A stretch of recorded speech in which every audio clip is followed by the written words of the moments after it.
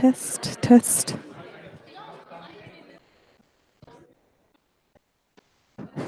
Testing. Pretty loud.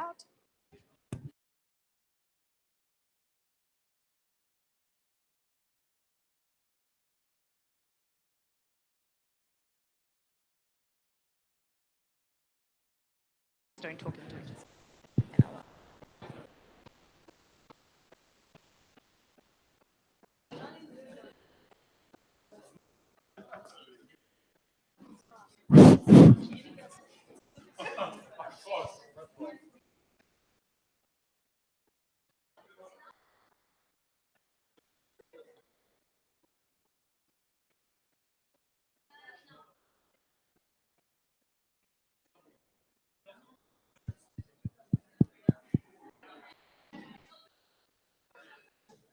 Hello.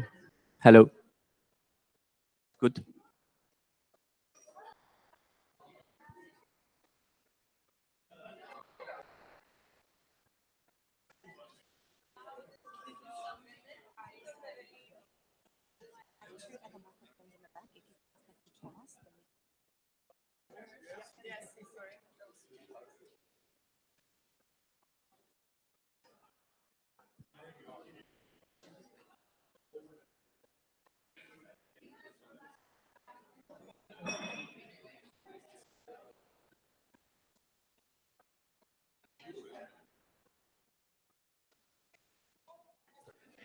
I need it.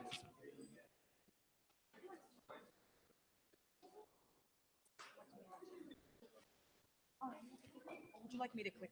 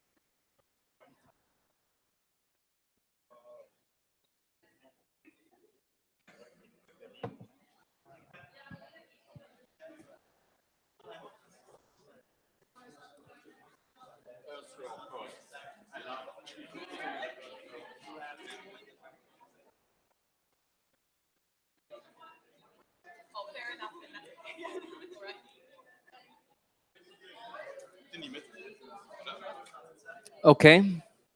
Hello.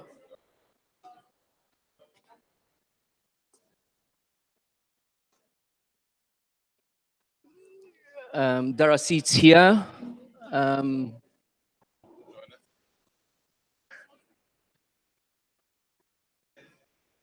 Welcome, everybody.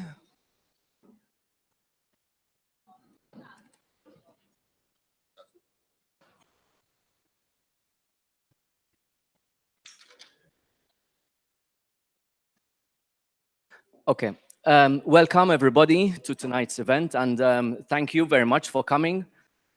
My name is Nick Crockford, and I'm from Product School. And I'm really, really happy to see so many faces here today. It's our first event in Berlin, so it's very encouraging for us. So a bit of logistics, sort of. You also, as we came in, there's food and drinks, so you know where they are. And should you need the bathrooms, they're sort of behind the screen and just along the corridor.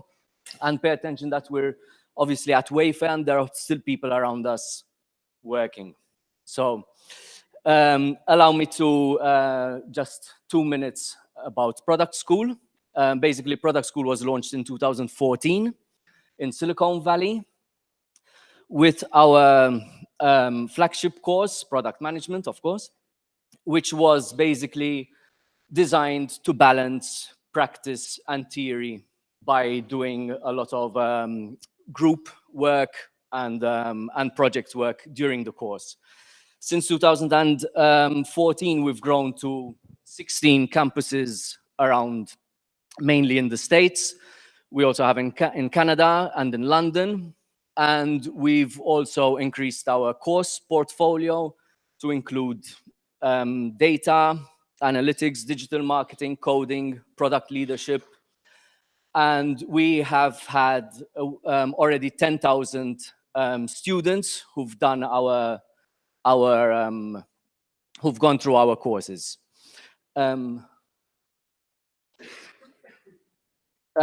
Last year, we also launched our courses online in a virtual classroom using Zoom technology.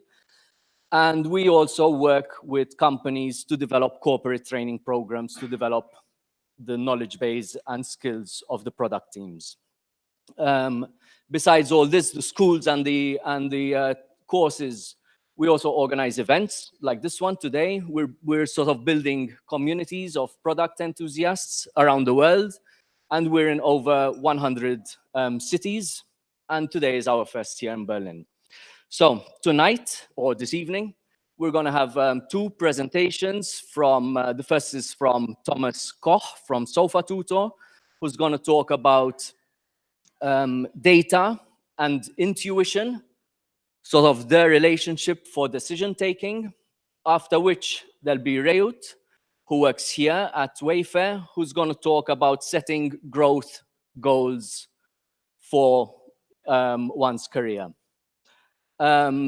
The talks last roughly 45 minutes, including questions at the end.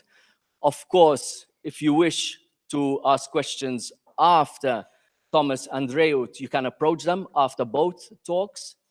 I myself will remain here too, in case you have questions about product school. And obviously during the talks, if you need clarification for any purpose, just raise your hand and we'll come around with a microphone.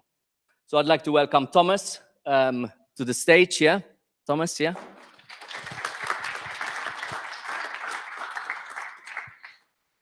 Thank you, Nick. Thanks for having me. Thanks to everybody for coming.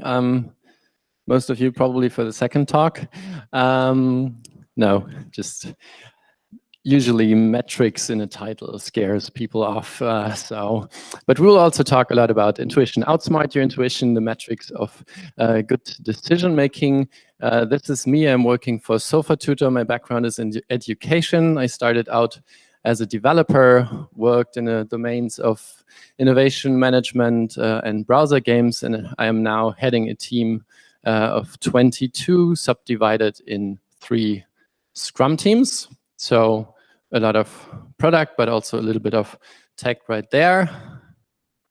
Sofa Tutor, what is Sofa Tutor? Sofa Tutor is an online video platform for kids, covering almost all the topics that you might need in school. It includes interactive exercises, worksheets, a homework chat, and it's based on a subscription model. And we have roughly 200,000 customers. So what does this talk about? It's basically about 2 things. The first one is numbers. I want to talk about odds and expected value. And the second part is intuition. And then another second part is training your intuition. And another one is winning. We will come to that later on. So bear with me. Numbers. We will hear a lot about how to grow your professional career as a product manager from Reut later on. Mine started off a little bit weird. So I kind of started playing backgammon. I read everything I could get about backgammon. I played 4 to 5 times a week. I trained with neural networks, won the German online championships in 2011. And basically, I remember a situation where I was sitting in the U-Bahn and trying to figure out what I would have to roll in order to place the standing people into the empty seats. So maybe a little bit too much of backgammon right there. But I will come to why this is important later on. Backgammon is betting. It's all about betting. Every game in backgammon is kind of like rolling a loaded dice. So the better player will win in the long run. Maybe not in a single game, but in the long run, he will win because every move is a bet and the better player will place the better bets. So whenever you have to take a single move, you have lots of choices and you pick the best one. You try to optimize your expected value on every move. Why is this interesting? Product management is betting too. So whenever you prioritize one user story or a project or a feature over another, you essentially place a bet on the story. So you need to learn to pick the right bets to win big in the long run. Let's do a couple of bets. Let's flip a coin.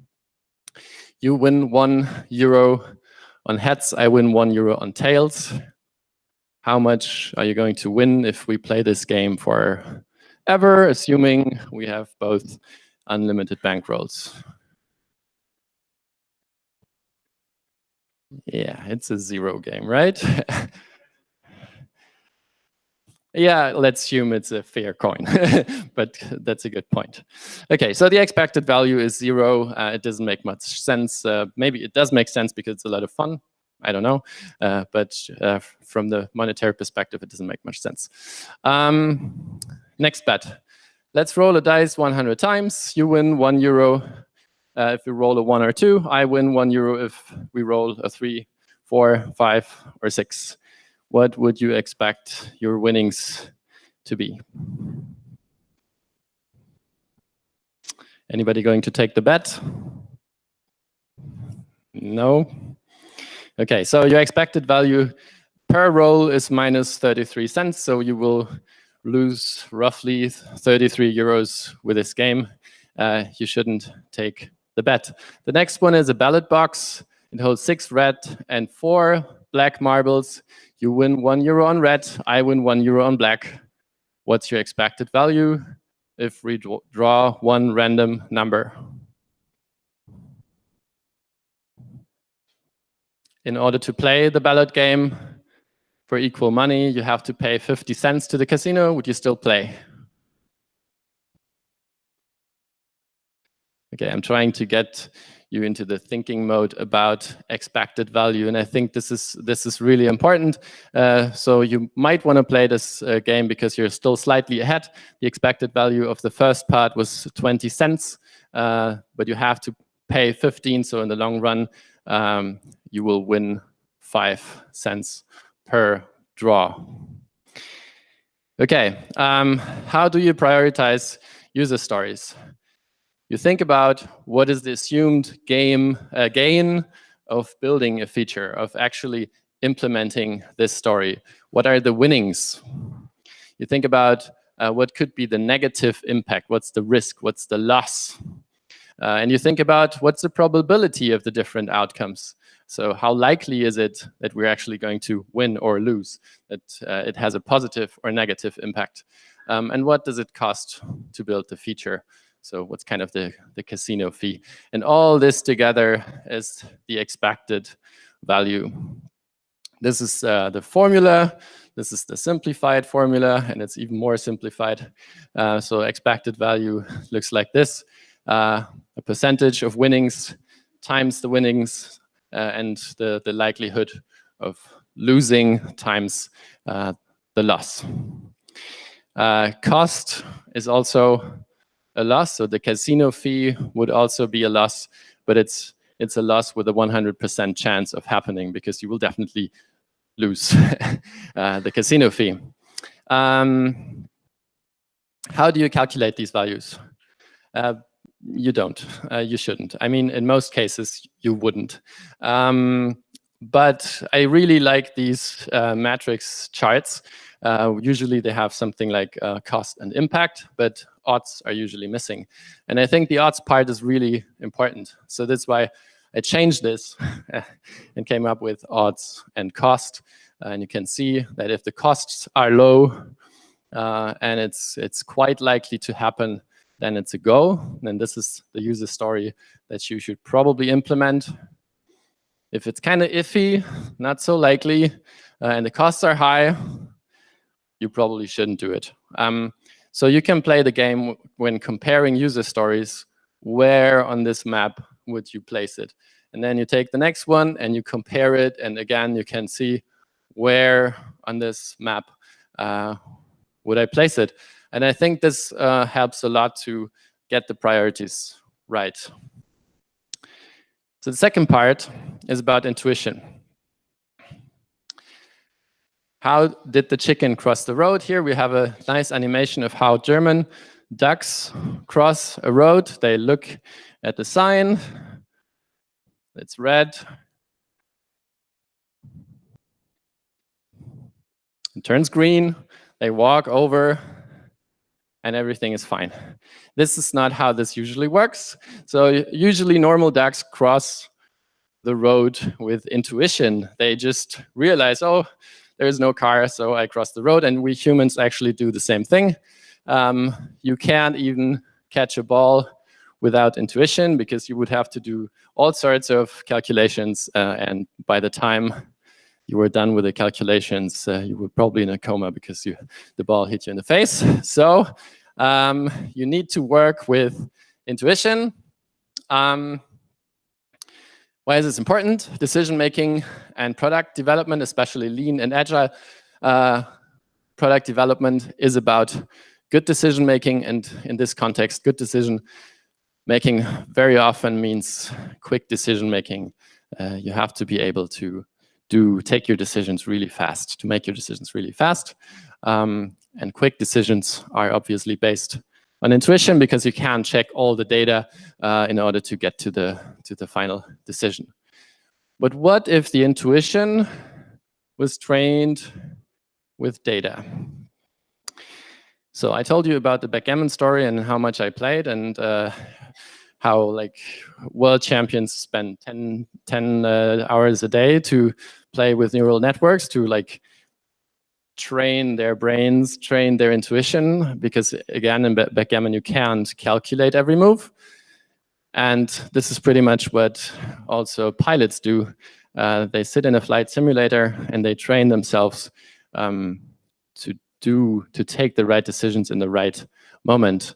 So what I'm trying to achieve is to build kind of a flight simulator for product managers. What can we do to train our intuition in a way that we can take good decisions later on? Expose yourself to feedback is one of the proposals I have. Ask questions all the time. Observe trends and visualize data.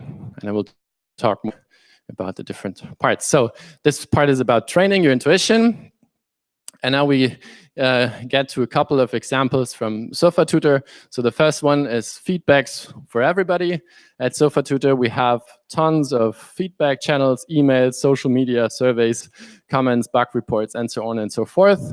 And we use a nice tool called Zapier, which posts everything into one shared channel in Slack. And I think it's the only channel that almost every employee has joined. And it's nice to see the feedback, but it's also like exploits and exposes your brain to feedback all the time. Second one is feedback analysis. We use artificial intelligence to identify trends and sentiment of feedbacks. This also helps because you can see when something really bad happens and the sentiments go down, for example. This also works with NPS. We also track the Net Promoter Score, so it's kind of a safety net. And of course, it's nice to see when you make progress and it goes up. If you don't want to use AI, you can categorize the feedbacks on your own. It's a lot of work, and it tends to be tedious work, and it's awesome. Why is it awesome? Because, again, you expose yourself, your brain, to feedbacks, so you should do it. Exactly, so it's just a good training for your intuition. What else? We said ask a lot of questions. Microsurveys is one possibility. Microsurveys are a quick way to get quantitative and qualitative feedback. Microsurveys enable you to question to ask questions in specific context. So it's not just one generic survey, but you can like target it. We can say like, I want to ask a question right when the person watched a video on our platform, for example. So it's very specific. And again, you can ask these questions all the time. You can leave it running so you can see trends and so on. And of course, it would be nice to use a tool that empowers you to do this without waiting for tech capacities. Okay, visualize data. What you see here, what you see here is Christmas. And I think this is the summer holidays. So we have a very seasonal business, and we track retention. And here in these charts, you can see when something happens to retention. And I mean, the real drama is going on in the holidays, of course. For some reason, kids don't want to learn anything while they're on holidays. But then when they come back to school, something good happens. They really need to get things going again. So this is just one example of tons of things that you can do in order to visualize data, because your brain doesn't really work very well with numbers. If I would have given you just the charts without the colors, would have been quite boring, and you wouldn't have seen anything.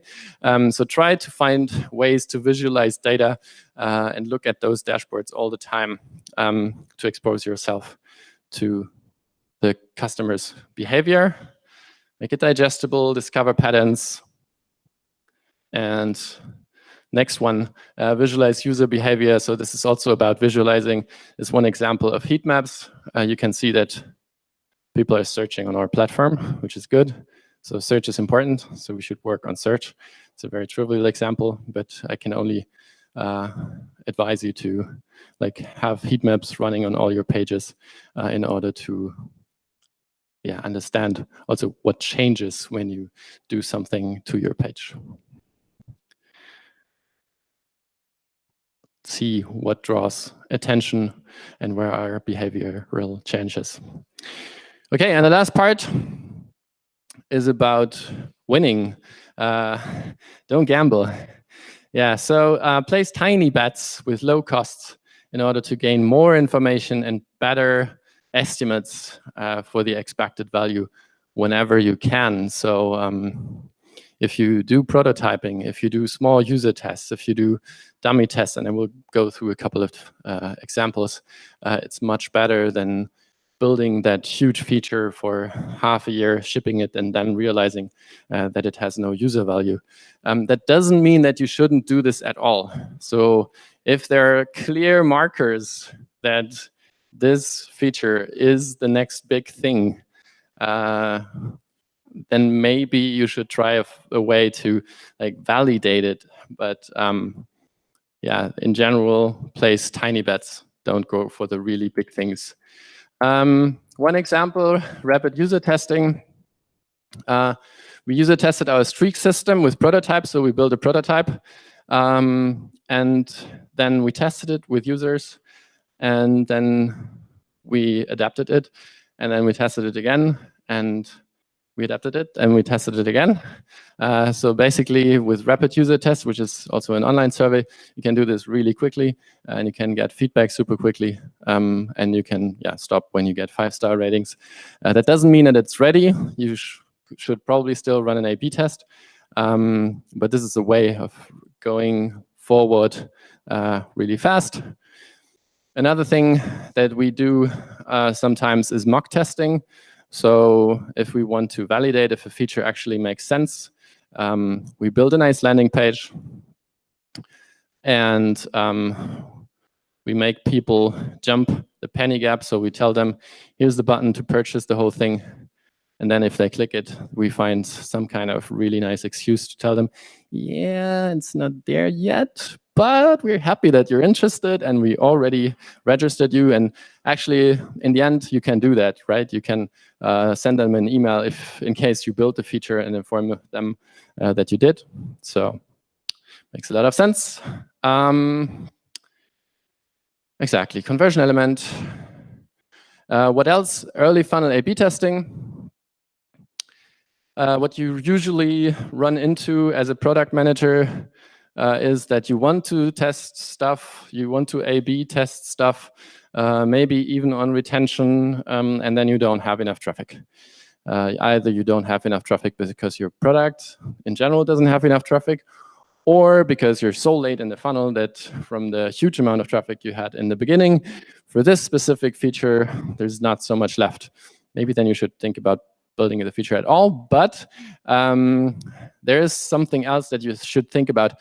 How can you test stuff in the early funnel and learn about it for the later funnel? So for example, fun is a wording that we tested millions of times on our platform, and it wins every test, so, always. So except for teachers, they go for free, but like students and parents, all the tests, it's always fun. So yeah, maybe we should take this into consideration when we build our product. Can we get to the questions later?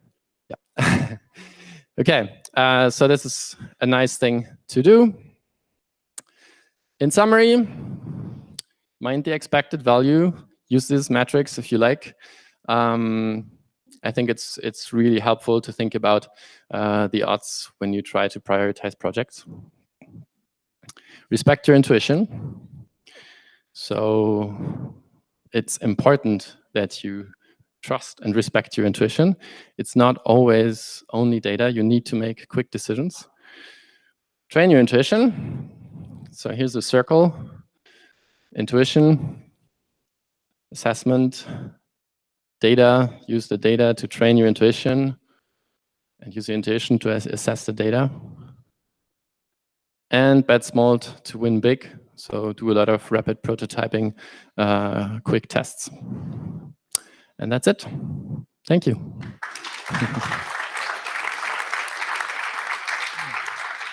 So now I'm taking questions, of course, if you like.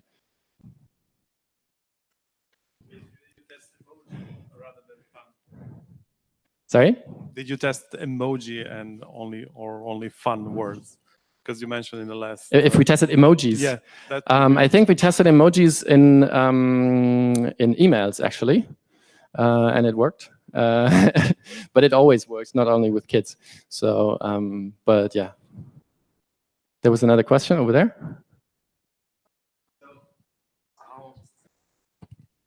So how worried are you of influencing the outcome of your own experiments by, for example, you know, those little micro surveys? They're hell of annoying. Yeah. So you won't get a pure answer. Depends. Because you influence the people. It depends. Again, if you have a lot of traffic, then it's okay to get one of those micro questions every 3 months, for example. So we did have our NPS survey running that everybody would get it every 4 weeks. And there we actually started to get comments on, yeah, these surveys are nagging and I don't like them anymore, and so on and so forth. But with the micro surveys, especially with a tool that is not a pop-up that is in your face, but in a more like decent way, it seems to be okay for us.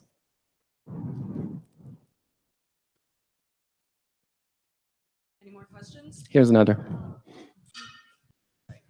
A lot of your theories are very based on data. Like we all want to use data to like inform our intuition and then assess everything.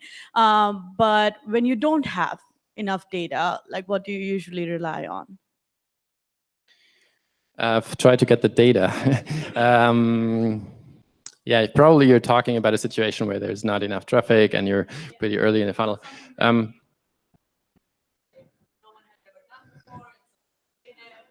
Yeah. I think the younger a product is, the crazier you have to be.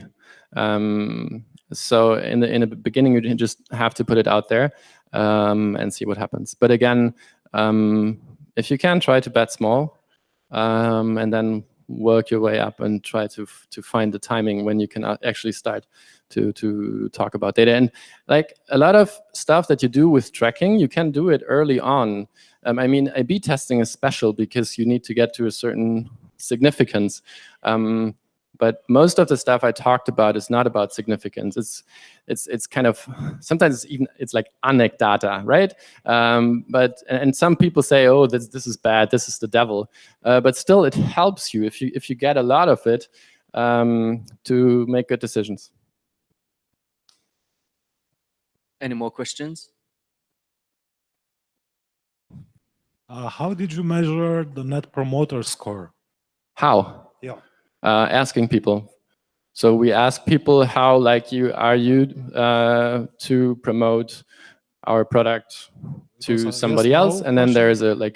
a question where you can type in a text. Does that answer your question? Yeah. So we basically ask them.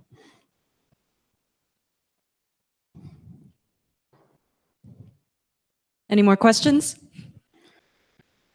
Okay, if not, feel free to come talk to me afterwards. I'm happy to answer all of your questions. Thank you. Thanks, Thomas.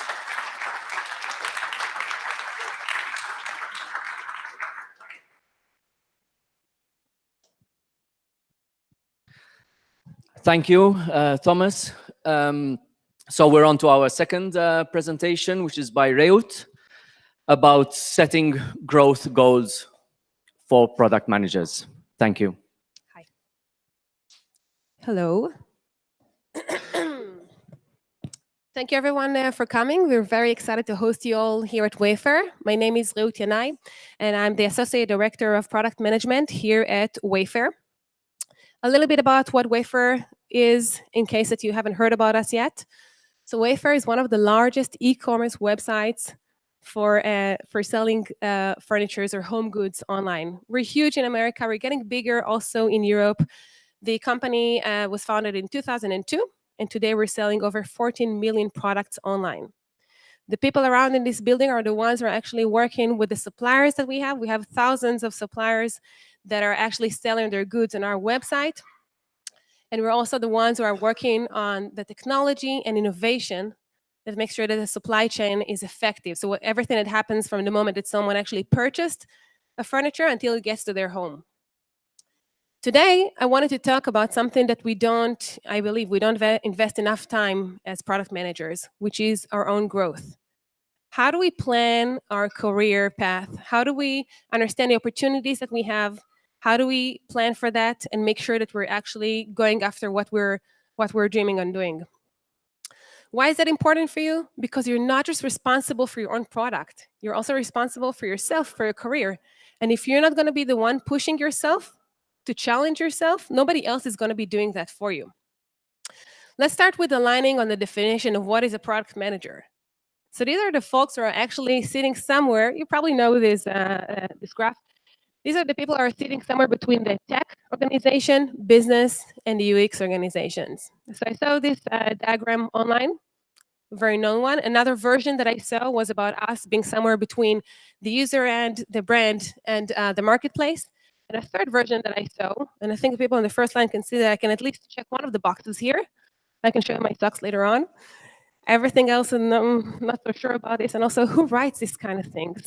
But in any case, the bottom line. Can you hear me better? Oh, yes. Hi, my name is Reut Yanai. Okay. So yes, trendy socks. This is what we wear to work, many of us, and product management is what we love to do. Let's get an understanding a little bit of where do we all come from. And I'm sure that we have different types of product managers here in the audience. So let's first of all start by a little show of hands. How many product managers do we have right now in the audience? Everybody are here in the right place, even those who did not raise their hands. This could also be interesting for you. How many of you have a background in technology? Wow, impressive. How many of you are coming from consulting firms? Analysts? Wonderful. Yes. Anybody here has a background in film, TV? Hi there. Wonderful. Okay, I found this research online, but it's a product manager from Israel called Alon Porat. And he researched, he went over 1,000 or a little bit over 1,000 product managers and looked at their background and their LinkedIn pages. He found that less than 50% came from a technical background. Everybody else comes from marketing, economics, mathematics, design, and I had to end my own bar of film school. That'll be me. I don't know the numbers, but just the two of us here, right? In any case, we come from different backgrounds, and it's important to understand because this means that we also have quite a variety of options for promoting ourselves, for moving ahead. Over the last 13 years, while I was busy doing building products, being a product manager, mentoring product people in some different mentorship programs, I had a lot of conversations with product managers who wanted to think about the next steps. And for most product managers, this is the path that they wanted to take, from becoming a product manager, senior, director, some point maybe even a CPO, sorry. Never a CFO. In any case, I see this, the titles here, they are very important. It's very important to have the right title, especially if you're thinking about your next career opportunity, but this is not enough. It's not enough to become a VP of product. Also, we have some people here, myself included. I was once a CPO at a company of 2 people. It doesn't always mean that you have the right qualities that you need in order to be a good product manager. So what I would like to suggest today is another path. I want to talk about 4 different directions that you can consider as your growth opportunities as product managers. We'll talk about what is a product growth manager. There is a title, that name. What is an SME, a subject matter expert? How do you expand your portfolio, and why do I recommend on doing that every once in a while? And entrepreneurship, another path for adventurous people. So let's start with product growth managers. In some companies, the name of the title will be in market or other variations of this job. But this person is the one who actually gets to decide or to think about the vision of the company. What do we need to do in the next quarter, 4 quarters, 5 years? What are the opportunities or the problems that we should be focusing on instead of everything that we're doing right now? I find it super fascinating because this is an opportunity for you to start working on the executional piece of product management and to actually think about the vision, to go a few level ups and think about the right things for your company. As this person, you're the one who's orchestrating between product, sales, CS, marketing, organization. So this can be completely different from what you did so far. And also, all of these matter because business acumen matters. It's important for you for your growth. You can become eventually not just a CPO, you can be a GM of a business unit of a company if you understand the market. If you had the opportunity of coming up with a vision, driving this through the company and making sure that everybody follows you. There are also some challenging pieces in this position, and I named just a few of them. One of them is that many of us, myself included, love working with engineering. And I'm saying this especially for the people here from engineering who work with me. Hello. And it's difficult to get away from this area sometimes. We love that as product managers. And if you're not working that close to engineering, then this means that you don't always get to decide on what we're going to be doing. You're going to be focusing on the why and not the how or the what. It's also challenging because you are the one who's coming with a new idea, with a new vision. This means that you're going to need to drive a change in the company, and that is something very difficult. You need to be very persuasive in your speeches and every time you're pitching a new product or a new vision to them. Also, the results of your work, of the visual thinking that you have, it's going to take quite a while until you actually see the results. So you need to be very patient with that. How do you get there from being a product manager to being a product growth manager? The first thing that you need to do is understand this domain, understand the industry that you're active in. Go to meetups, listen to podcasts, read a lot. If you're presenting your own products at the moment, make sure that everything you're presenting is data-driven. Make sure that you include the visionary view of your product and the long-level plan that you have for any idea that you're bringing in. Make sure that everybody in the company knows that you're actually capable of doing that. And also learn how to present your ideas in a compelling way with the data and with the capabilities of telling a story. A little tip that I wanted to add here is if you have any analysts in the company, they should be your best buds. They're the ones who are actually going to help with with thinking about how to analyze the numbers that you're seeing. They're actually the ones who are going to make you look smart, and that's important. The second opportunity is the SME, subject matter expert. This is not something that every company has.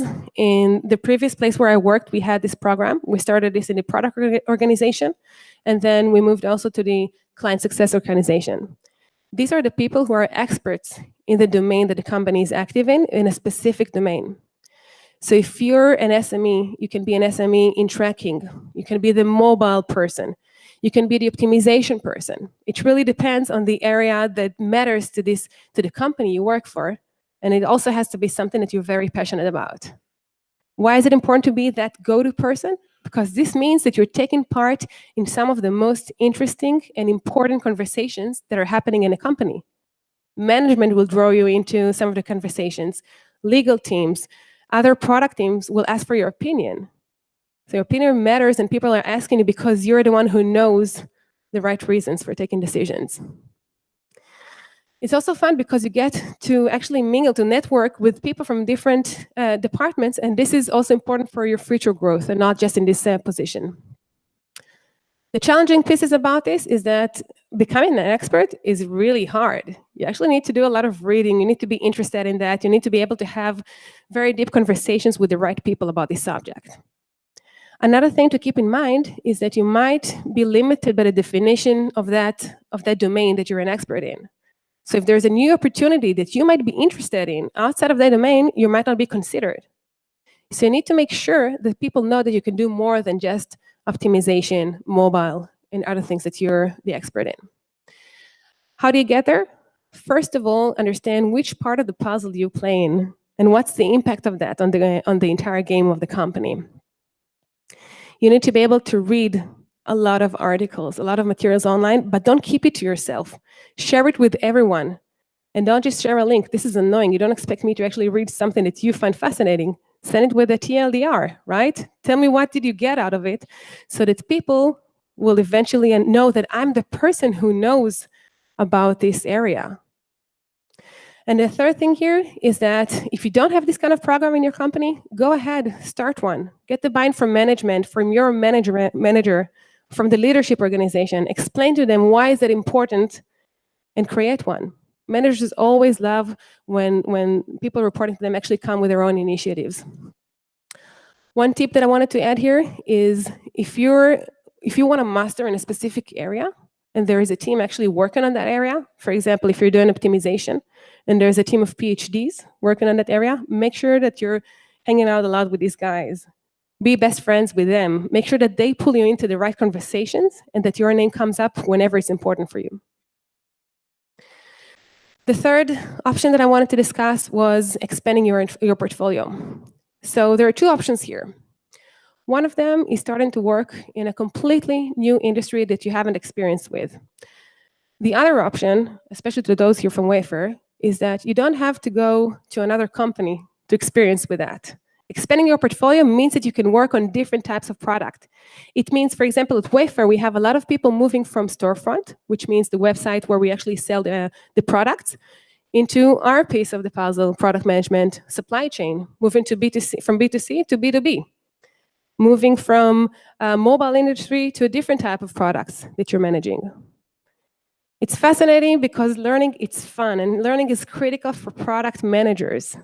The amount of ideas that you get from sitting one day with a team working on something completely different from what you're doing is amazing. Think about how much innovation it can drive into your own products. Also, this can open a lot of doors for you down the road if you're thinking about your next career opportunities. So working in fintech for 11 years might mean that you won't be able to go to penetrate into another industry. And that's an important piece. Why is it challenging? If you're starting in a new place, you're no longer going to be the expert in that domain. Learning is also difficult. Making the right connections, learning about that industry is something that is not simple. You're starting over as a newbie, and that's not an easy thing to do. I know that because I just joined Wayfair 5 months ago, coming from ad tech into e-commerce, and that's tough. And this is why I also have some tips here. How do you actually get to work at a different portfolio? First of all, try to articulate the value that you bring to that company. Make the people who are hiring for that position understand why do they need you with your experience and background for that position. Does this make sense? Yeah? Okay. We'll talk about that. I'll get to this later. But how do you do that? Let me give you an example. Let's say someone studied film. Then she wants to go into the tech, she or he wants to go into the tech world and become a product manager. Being a director in the movies industry means that you don't need to be an actor. You don't need to know how to be a good cameraman, right? You don't need to be a producer. You need to understand a little bit in all of this area. You need to have a vision, and you need to know how to make these people act, okay, and help you get to that vision. Did I sell it, right? That's an example. That's an example, right? Film doesn't have anything to do with tech, and still, I mean, it worked, at least once. So that's an example. You need to invest a lot of time in researching. What is the right industry? What is the right product that you're looking for? Know it. If you're going to talk with the people who are hiring, even in your organization, make sure that they understand that you know what you're talking about, even though you don't have the right background, so to say. Network, go to meetups, go to any opportunity that you have in this industry over here and connect with the right people that can help you get to a new place. A little tip over here, look for mentors in a new place of work. If you're new in a new team, in a new company, look for the mentors or for people in this organization that you can lean on, that can support you during your learning process. Otherwise, it's going to be harder. It's going to take more time. And the last opportunity that I wanted to discuss, entrepreneurship. So this is something that I had the chance to do once in my career. I left a company that I worked for 4 years, a big company, ICQ, for those Germans here who were born in the 80s, 90s, and know that. Anybody remembers the sound? Exactly. I did that, I failed, and I highly recommend this to anybody who's passionate about some product or idea that he has. It didn't work out, but I learned so much from this experience that I will keep bringing this up, even though it's a failure in my career. Why is it fascinating? Well, you actually get to build a product from scratch. And this doesn't have to be your idea. You can also join a team who just started working on something at the very early stage of startup and be one of the people, one of the pioneers in this area. Hopefully, it's an exciting area for you. It's also fun because you get to do more than just product management. You're going to be doing everything in that company, QA, pitching to VCs. You're going to be working with developers, writing scripts, a lot of things. And this is super important for you if you're like a director and you need to understand how do other people that I work with, what are their challenges, and to see things from their point of view. Why is it challenging? You have limited resources, compensation, future is unknown. It's not that simple. It's a dream. Not all dreams actually can come true. Again, it's exciting, but still, it's very limiting. Work-life balance. 3 words that don't exist in startups, doesn't matter the size of them. I know in Germany, this is taken very seriously. I appreciate that. Startups don't really do that. And also, you're the everything guy. You'll get to do more things besides just product management. And you might not really enjoy all of them. So take that in mind when you're going to such an adventure. How do you actually get there? Again, networking. I won't stop saying that. You need to know enough people in the industry. You need to go to meetups. You need to go to hackathons to meet people who are actually working on something. Use the product community. It's a strong community in every city, also here in Berlin. Learn about new ideas and new initiatives that are happening right now that could be very valuable for you. And another tip over here, if we're talking about going back to how do you diversify your portfolio, this is an excellent opportunity. Startups might hire you even though you don't have the exact background needed for that position. So this can be a great starting point for you in a different industry. Yeah, so we talked about these 4 opportunities, but what does it help us if we don't really have a plan on how to achieve that? So it's nice, you can go work at a startup, product growth, numbers, all of that, but how do you actually get there? There could be a gap between where you're at right now and the place that you want to be in. So I want to suggest something, a similar method to what we do in product management. Come up with a plan, execute, measure, repeat. It's okay if you fail, try again. The first piece, research and analyze. What are your capabilities? Where do you want to be? Look at job descriptions in different companies, not necessarily the one that you want to go to. Try to understand what is expected from someone in that position. Mark the gaps that you have in your knowledge and experience and try to see how do you come over these gaps. Then build a plan. A plan means you have goals, you have KPIs, they're limited in time. Just like in product management. Have a checkup after 6 months, after a year, after 2 years, depends on how long-term your plan is, right? And how do you actually get to measure and make sure that you're following that and following up your plan? A few options here. One of them is getting an ongoing feedback from your manager, from your peers, anybody who's willing to talk with you about that. Another option here would be to follow the corporate goals and feedback sessions that you have. So at Wayfair, we have two cycles a year of a performance review. We're getting a 360 review from peers, from managers, from different stakeholders in the company. Use that to learn from that. Okay, try to see how this aligns with the goals that you've set for yourself and see what is your progress in this area. Another tip here that's very hard to actually execute, I have to admit, but it's still something that can really help you, is to have quarterly self-feedback.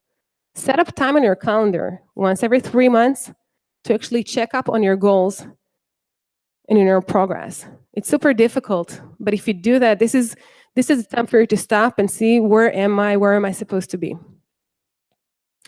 I'm almost done. I just want to talk about these 3 key factors that are important for your success, about making the right connections, about showing results and communication.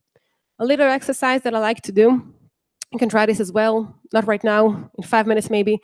Take a paper, write your name in a circle, and then look for 6 people in your current organization or environment that can actually help you grow and succeed. What does that mean? It can be someone who's mentoring you. It can be people who are sitting in the right meetings when it comes to new opportunities and thinking about names. Who would be the right person for this role? I just wrote here an example of 6 random people in an organization. One of them has to be your manager. You won't succeed without your manager. Other people here have to be people that you find it difficult to connect with. It can be someone in the engineering side. It can be one of your peers, one of your manager's peers. The people that you have difficulties connecting with. What do you do with this list? I check myself every 2 weeks. I have a reminder to check that and to see if I actually made any kind of connection with these people over the last couple of weeks. Did we have coffee? Did we have any meeting together? Did I actually initiate that communication process with this person? And if not, I'm trying to do that. It's super difficult. I'm being completely honest, but it's a great way of reminding you that connecting with the right people is important, not just with the people that you find it easy to have coffee with. Results. Make things happen. Show your success. Show people that you're capable of actually executing your ideas. It's super important for product managers. Be proud of that. Communicate it. Share your successes with the organization. Make sure that your managers and everybody who needs to know about your success actually knows about that. How do you communicate that? You can send out newsletters, adoption report. If you're getting any quote from your users, from anyone who talks about your product, share that with anybody who is willing to listen. This is super important for you. And lastly, I just want to say all of these tips that I gave are related to change. It is super hard to actually change yourself or to make a change and to have the courage to do that. But it's super important. If you really want to get somewhere, this is the only way that you can do that. You should not be scared of failing. Well, you will be scared of failing, but try to ignore and try to actually do something so that you'll get to where you want to be. That's it. I didn't mention, but this is super important. We have a lot of openings at Wayfair in product, but not only. Feel free to reach out. Check out what we have on the careers website. And you can also reach out to me now or later on LinkedIn. Thank you.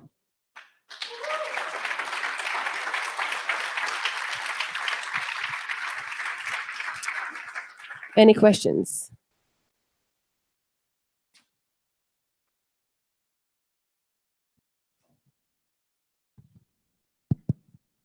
When did you decide to become a product manager from your film career?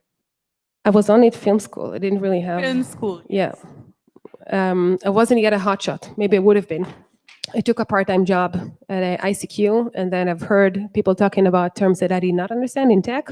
I started teaching myself PHP, HTML, just to understand what they're talking about. And then someone identified the opportunity of having a creative thinking and a technical understanding and gave me one of the jobs of just designing the download page of ICQ. it worked. I liked it. So what did you learn from your failure? What was the lesson you learned? It's not so bad. I mean, it's super difficult, but it's not so bad if you're trying to understand, trying to see what can you learn from this failure. It's okay. I knew that there is a slight chance that this startup is not going to work out. It could be that we're not going to be the next Wayfair or something similar. But you need to understand, what do you learn from this experience? Why didn't it work out? What am I going to do about the things that I've learned? Where am I going to use them? On the day-to-day, I'm already using them. But also later on in my career, if someday I'm going to start a new company, I'm guessing then I'll use a lot of the learnings in that area. And I was more curious about what exactly was the learning. Like, for example, I don't know, maybe it was the idea that was not validated before, or a bit more specific. Why did it I was fail? just Just those who can't hear. A lot of reasons. One of them is not picking the right partners. We didn't have a technical person lead as a part of this initiative. Another one was that I was too young in this industry. I had 2-4 years of experience, and I was sure that I can do everything, but I didn't. Maybe in a few years will be a better opportunity. But that's just my own experience. Questions?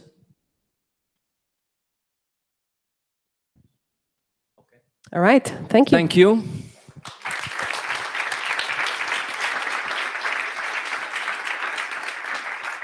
Okay, we've come to the end of our talks a bit earlier than expected. As I had said at the very start, we'll be organizing our events once a month. So our next one is obviously in May, and will be, most of you have signed up already to the Meetup channel, and we'll be posting the next information about the next event, hopefully early next week. I'd like to take this opportunity to thank Thomas and Reut once again. Thank you. It was great having you, and in your case, having me here. And a special thanks goes to Natalie and her team, who not only gave us the space here, but also was super generous to provide all the food and drinks, and was very friendly and super, super efficient. Thank you very much to everybody. And we could stay on a bit more. There's still some food. We could have a little chat, everybody together. And as I had said before, if you'd like to approach Reut or Thomas about the talks, or myself about product school courses, just feel free to come up to us. Thank you very much, guys and girls.